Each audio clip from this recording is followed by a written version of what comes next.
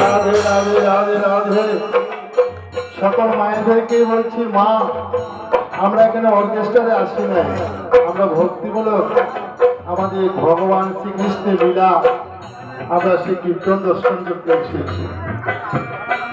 ভগবান শ্রীকৃষ্ণ বলেছে, বিলাস হবে গোবিন্দ রাহি মিলে, যিনি শ্রম দিতে পারে তার জন্য গোবিন্দ কৃপা করে। মা শ্রম, একটু শ্রম দেবেন। কত সুন্দর গোবিন্দকে লীলা করেছিলেন। সবাই মিলে একটু করতালি সেবা দিয়ে কীর্তনটা করবেন। পারবেন তো মায়েরা? সবাই একটু করতালি সেবা দিতে পারবেন তো? আমার